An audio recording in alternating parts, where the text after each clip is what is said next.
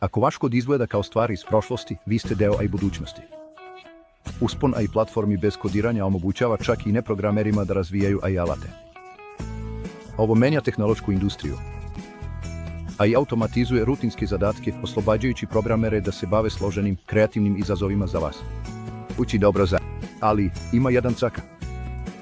Da bi ostali relevantni, programeri se razvijaju. Nove veštine u AI i mašinskom učenju su neophodne.